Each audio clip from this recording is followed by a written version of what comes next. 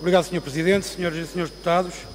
O regime jurídico da atividade do transporte em táxi encontra-se enquadrado no Decreto-Lei 251/98, de 11 de agosto. E a primeira nota que os Verdes querem deixar neste debate é que, fora deste quadro, não há previsão legal de qualquer outra atividade relacionada com este setor. Mas mais, nos termos do regime jurídico do transporte em táxi, esta atividade encontra-se sujeita a um rigoroso processo de licenciamento, a um conjunto de procedimentos legais que conformam o exercício do transporte em táxi. Desde logo, a lei exige um alvará que é emitido pelo Instituto da Mobilidade e dos Transportes e exige ainda o licenciamento de veículos que é feito pela Câmara Municipal, onde se pretende exercer a atividade de transporte em táxi. Mas exige ainda mais, desde o tipo de viatura, que aliás tem de estar dotado de um taxímetro, até à lotação da viatura. Para além disso, a viatura tem de ser conduzida por motoristas devidamente habilitados, com certificado de capacidade profissional. As próprias características da viatura com o transporte de táxi encontram-se devida e detalhadamente previstas. Até o preço cobrado pelo serviço de transporte em táxi se encontra determinado por diploma legal. Temos, assim, uma atividade regulada até ao pormenor. Sucede que há cerca de 2 anos para cá, nós temos vindo a assistir a novos operadores nesta área que, ao contrário do transporte em táxi, não se encontram sujeitos a nenhuma destas exigências legais, nem quanto às viaturas, nem quanto aos condutores, nem quanto ao preço do serviço prestado. E não estão sujeitos a estas exigências legais porque simplesmente estão a exercer ou a desenvolver uma atividade à margem da lei. O que significa que nós temos, por um lado, uma atividade de transporte em táxi a quem o Estado impõe, e a nosso ver bem, um alargado conjunto de requisitos e exigências legais e, por outro lado, temos uma atividade que, embora desenvolvendo um serviço semelhante, se encontra literalmente liberta de quaisquer processos de licenciamento e liberta de quaisquer outras exigências legais.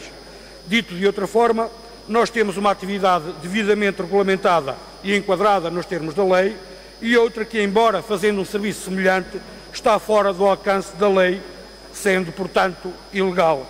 Eu recordo a este propósito as palavras do próprio Presidente do Instituto da Mobilidade e dos Transportes, quando, há mais de um ano, numa comissão parlamentar aqui na Assembleia da República, afirmou claramente que os serviços prestados através da Uber configuram uma violação da legislação específica dos transportes.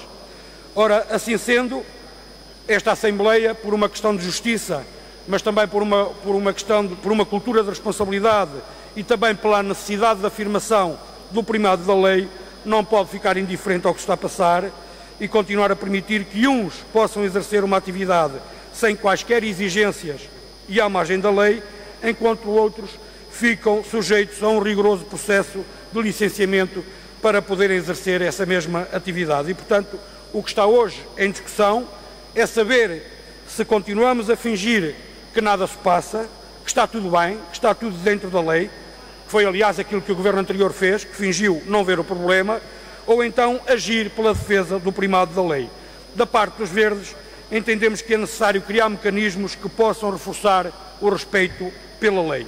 Mecanismos que possam dissuadir a prática de atividades que são exercidas à margem da lei, mas também mecanismos que inibam a utilização de expedientes como forma de evitar a litigância, uma prática, aliás, recorrente por parte da multinacional Uber, como todos sabemos. E, portanto, o que nos parece é que as soluções que o Partido Comunista Português hoje nos propõe e traz para discussão podem não resolver completamente o problema, mas representam certamente um excelente contributo para o reforço do respeito pela lei.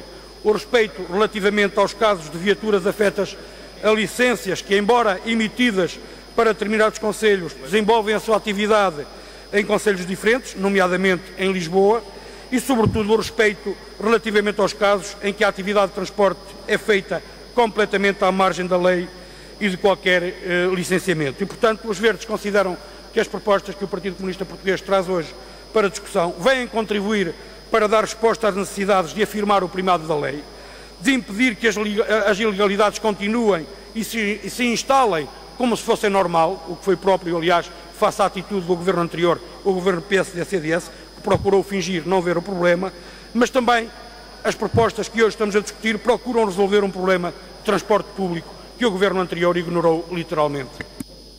Muito obrigado, Sr. Deputado.